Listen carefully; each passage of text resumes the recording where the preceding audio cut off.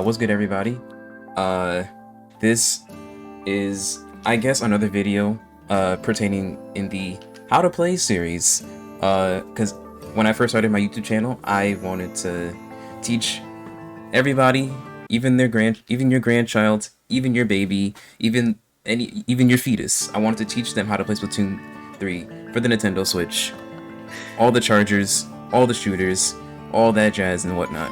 So this is gonna be how to play shooters. Shooters are insanely easy. Even your grandmother could pick it up and beat Div 1 teams. So yeah, we're gonna be going over that today. I also have a special guest with me. If you want to introduce yourself, Mr. Yeah, Mr. Dexter. Hello, guys. My name's 103 Dexter. I'm Mr. Teammate of the Cobby over here. We've been playing together for a while, but yeah, I play a lot of shooters, and he asked me to help do a breakdown and help do a little bit of coaching, if you will, on his channel. So I'm here to help you guys go through that today, and we're gonna go ahead and go over a couple things. But yeah, that's who I am. That's kind of what I do, and that's how we be here. So what I wanted to go over are, I believe it's 4 things. So I wanted to go over what is our thoughts on shooters in general, like are they fun, are they good competitively or casually, etc, etc.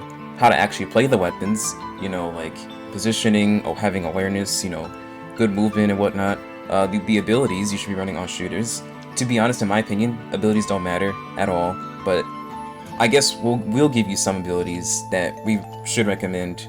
And I guess what shooter you guys should play. Like, should you play squeezers? Should you play regular spider shot? Should you play 10 attack spider shot? Should you play 52 gal, 96 gal, all that stuff, etc, etc. So, without further ado, let's just get straight into it before this video becomes an hour. So, how fun are they? Insanely fun, in my opinion. Bro, they're so fun. Yeah, I agree. They're really simple. It's a shooter. You press the ZR button, you shoot people, you win the game. I don't know what else to say, but they're really fun. Especially in this footage that I'm showing on the screen.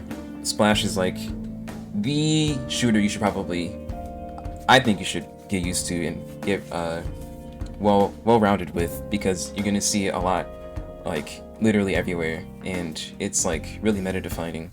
How good are they competitively and or casually? I think they're great in either field, but competitively you're gonna see them 99.999999999999999% of the time. So just get used to seeing at least one shooter, or 2, or 3, or 4. You can have 3 shooter or 4 shooter weapons, and you'll do just as good as you would, you know, in any other scenario. I would definitely recommend them to literally anybody. Again, even your grandma, even your grandpa, even your great-great-great-great-great-great-great-grandmother could pick up a shooter and clap literally anybody, even the gods themselves. Yeah.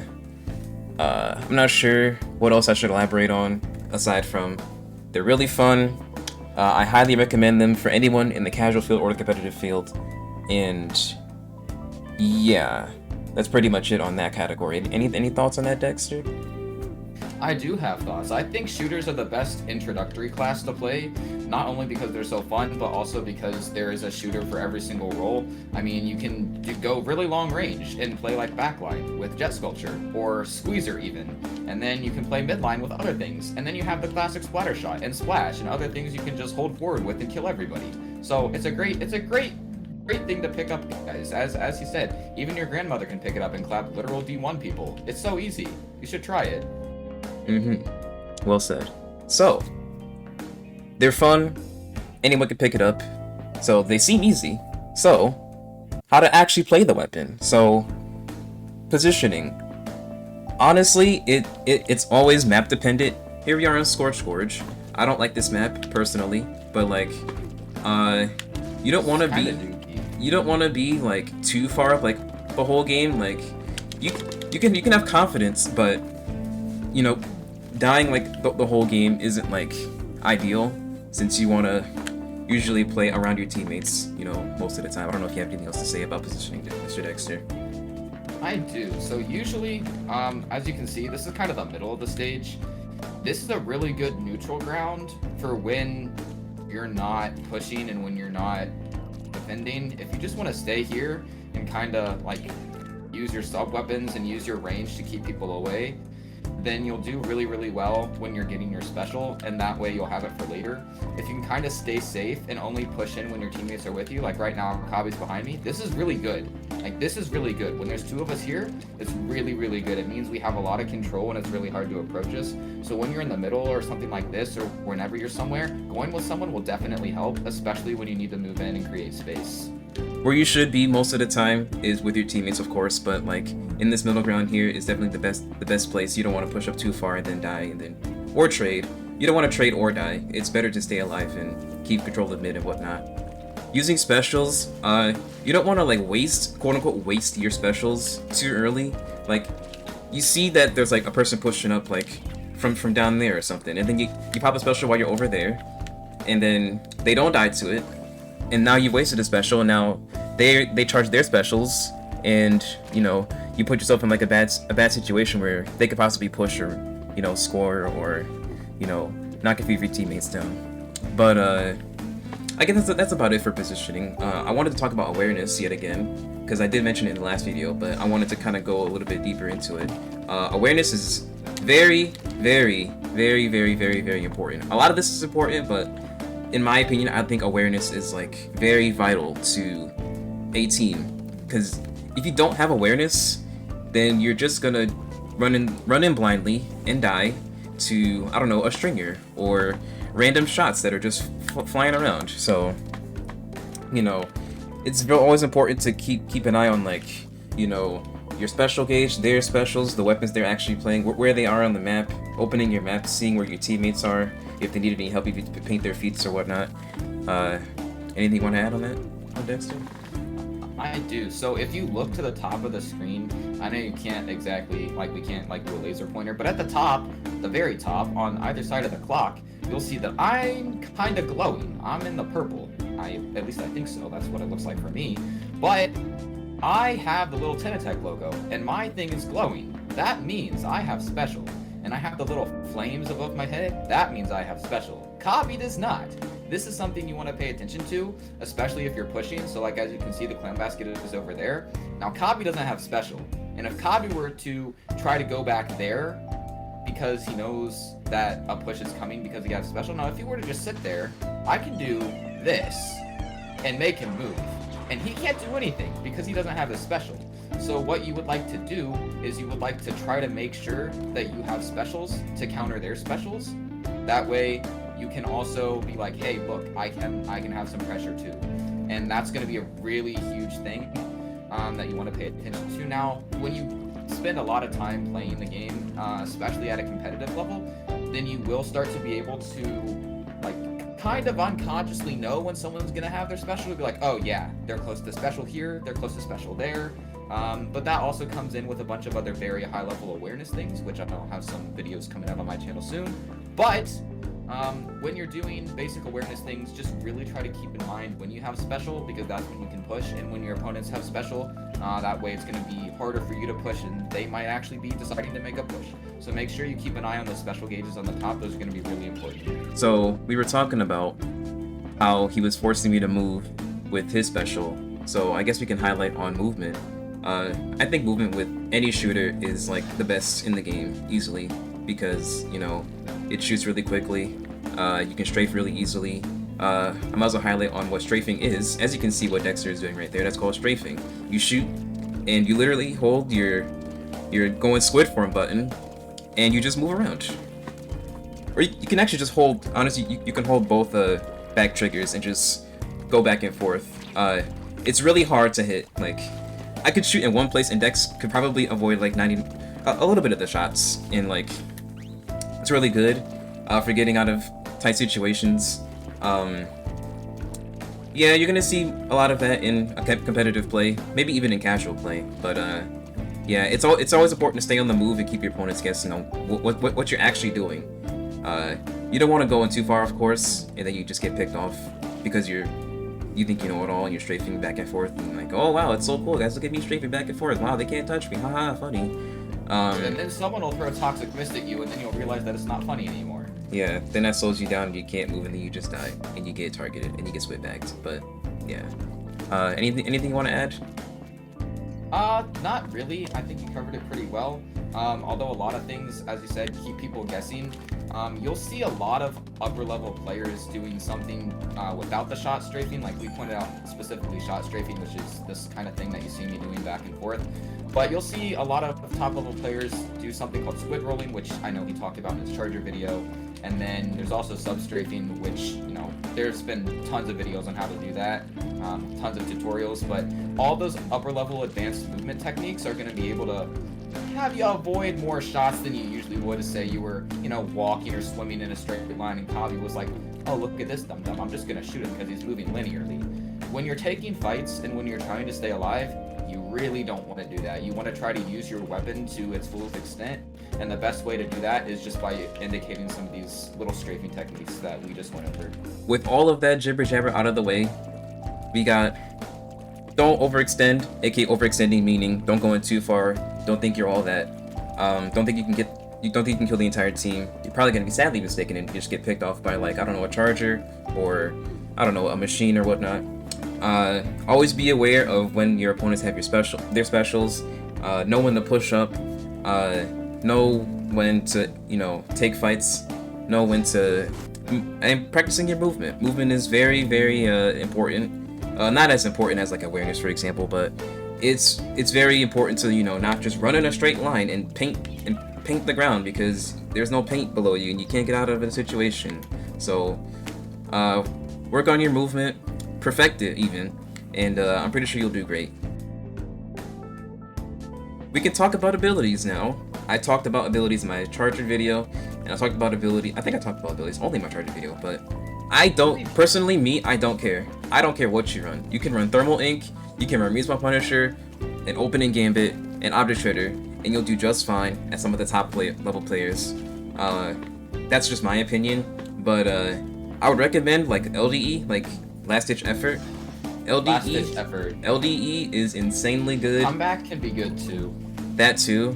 LDE and Comeback are two of the best abilities in the game right now, in my opinion. But you should run LDE, Comeback, probably some Swim Speed. Swim Speed works on literally every single weapon in the game. It doesn't matter if you run it on a Charger, it doesn't matter if you run it on a backliner, it doesn't matter if you run it on a frontliner, a midliner, a skirmisher, it doesn't matter. It's so good. So please run Swim Speed. Don't run speed on a shot. It's not gonna, well, it could help you, but like, it's not recommended. Stealth Jump. Too much of it for it to be useful.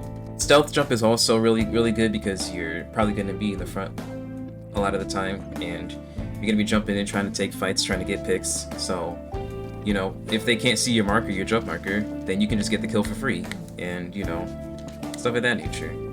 Yeah, Ninja Squid. Oh, Ninja Squid. Time to highlight on this thing, Ninja Squid. So, in this game, the lighting is obviously really different than Splatoon 2's. I'll probably show a side-by-side picture if I can, but Splatoon 2 is so much darker, which makes seeing people swim in their ink a lot more visible. So Ninja Squid in that game wasn't that good, but since the lighting is a lot brighter in this game, it's harder to see people moving back and forth. If you run this and you just hold forward on someone, and Dex could be right, he could be right over there, and I won't be able to see him, and he would come all the way up here. This is crazy. Yeah.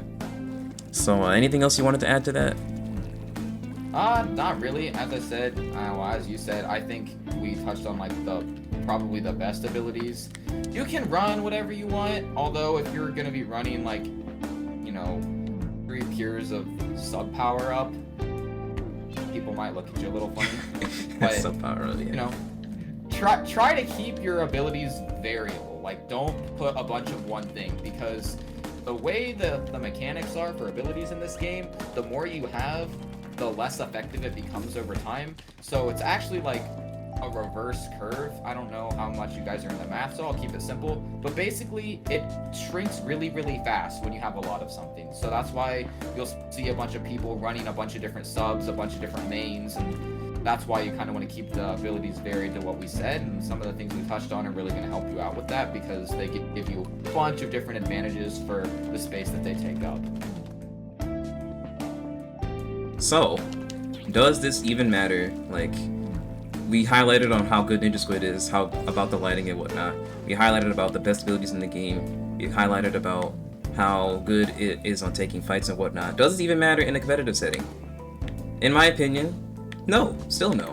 Like I said earlier, you can run any ability in the game and do just as good as the top players. So it really doesn't matter. But if you want to like perfect yourself more or less, then play the abilities we recommended: Ninja Squid, LDE, Last Ditch Effort, and Stealth Jump. It'll probably help you, it probably won't help you, you know? It's good to experiment with all the abilities, every ability you can get your hands on, and see what fits for you and what's most comfortable. Because personally, I don't like running Ninja Squid because you swim a lot slower, and I like to run swims because you swim a lot faster, and it's easier to take fights that way and get away safely. So, yeah, that's what I had to say about that. I don't know if you had anything to add about that. I do. I want to talk about the experimenting thing. So Kabi over here likes his last ditch effort. He also likes his swim speed a lot. I play very differently. Everyone plays very differently. Him and I play a lot of similar weapons. We have a very unique playstyle, especially when we play together. But if you Kabi, can you press X so they can see that I'm running comeback instead? So I'm running comeback instead of last ditch effort. And the reason for that is because I hold forward more than Kabi does. I play a little bit different than he does. And comeback is more advantageous for people that die more. So if you die more, comeback is probably going to be better than last ditch effort, because last ditch effort, which he talked about in his charger videos, he talked about how it activates at certain times and how it's very specific for when that thing is used. Comeback is active every time you respawn for 20 seconds after you respawn. And it gives you all of the same plus more abilities than LDE. So for me, someone that's going to be dying more and not playing quite as passive, I like comeback a lot better. And he said, experiment with abilities, what works for you? Comeback works for me, LDE works for him. And that is a huge example, especially at, any level. That's a huge example of how two players can play the same weapons but in very different ways and have very different gear sets. So I do highly encourage you, find what works for you, play everything that you want to play, even something that you might be like, I don't know if this will work. Try it out. That's the only way you're going to get better in this game, is if you try things. And so, as you can see, we have those little bit of different abilities, but we still play together and we still have fun and we still play the weapons pretty effectively. So, if you would like to continue and try stuff, drop maybe some builds that you have in the comments or something. That way we can look at new things to try. That would be fantastic. But yeah, always keep trying stuff. You never know what's going to work for you. Yeah, so if everything we said, basically, in a nutshell, for a summary, play whatever you feel is good for you. Play whatever you feel like you'll do well with. That's the summary of this video. So, as for like a difficulty meter for shooters, insanely easy, like baby tier, like bottom of the baby tier, like below the baby tier. 4 babies. It is 4 babies. Okay, it's so easy. The easiest to pick up. Absolutely. Yeah. You can try. I would recommend trying. One of the 2 weapons that are on screen right now. These 2 weapons are perfect for you. Most likely, they kill pretty fast. It's not hard. It's just a shooter. It's just a generic shooter. Nothing more, nothing less. And but the kits are really good. Yeah, kits are really good. I'd probably highlight that too. So my kit here is Trizuka and Suction Bomb. Now Suction Bomb is kind of okay with a splatter shot, but in Splat 2, I believe it had, what did it have in Splat 2? I don't even remember, to be honest. But I know B-Shot had Burst Bomb Splashdown, T-Tech had Splat Bomb Inkjet, and K-Shot had Suck Bomb Tentacle Missiles. Yeah. So K-Shot meaning Kent's a splatter shot, but we're not going to talk about Splat 2 in the Splat 3 video. I will just get bodied for that in my comments. So, personally, I like V-Shot or Vanilla Shot. Vanilla means original, but I like the original splatter shot in this game, just because of the special it has, which is Trizuka, which is this little thing, and you fire 3 shots.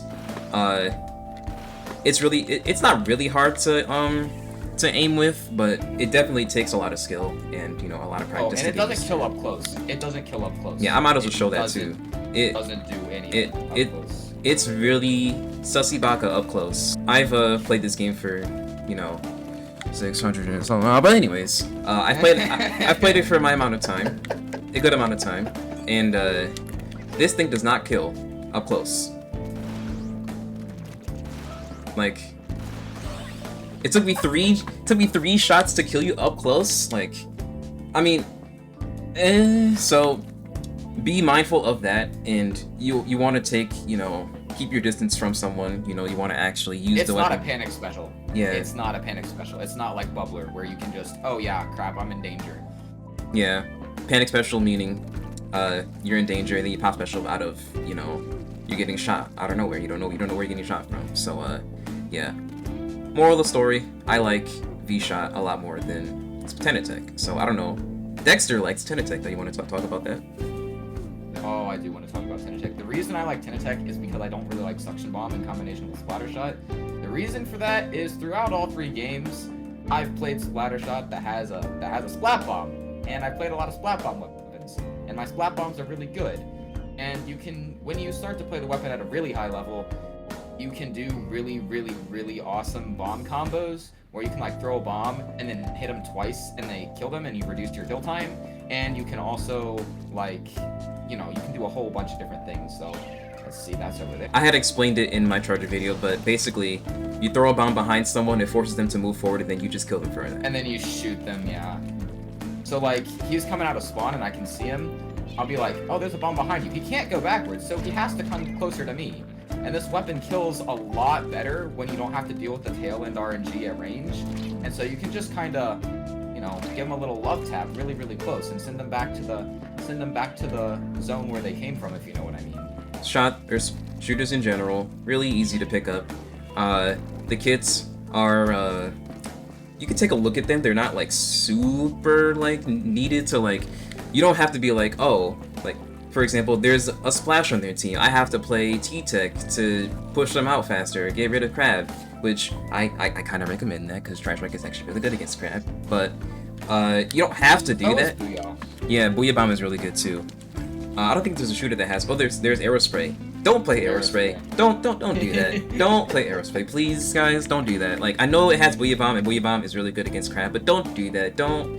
You're gonna save yourself a lot of trouble and a lot of pain in the later run. So trust me on that, please. Please, guys, please trust me on that, okay?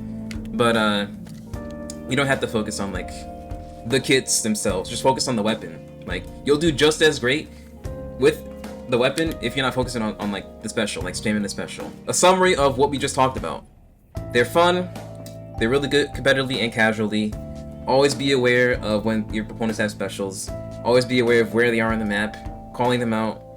I'll get into callouts in a later video, but for a summary of what callouts are, you're just saying where people are. That's really it. And run anything you want. It doesn't matter what abilities you run. You can run Comeback. You can run LVE. You can run Haunt. You can run Thermal Ink. You can run Object Shred. You can run Haunt. It doesn't matter. You'll do just as great as us, for example, I guess, or the top of the top players. It doesn't matter what weapon you play. You can play regular shot. You can play Tenatech, Splattershot, you can play Splash, you can play 96 Cal, you can play Aerospray, it doesn't matter. Play whatever you feel is comfortable, play whatever you think you'll do well with, and you'll do great. I guarantee it. Anything you want to add, Dexter, before I end this video? I do not think so. As you said, try things, play a bunch of different things, find what you're comfortable with. The only way to expand your knowledge of the game and your weapon pool is to play a bunch of different things. So go out there, play some funny weapons, play some funny Squid Game, and let us know if we helped you out in the comments. That would be appreciated. It would.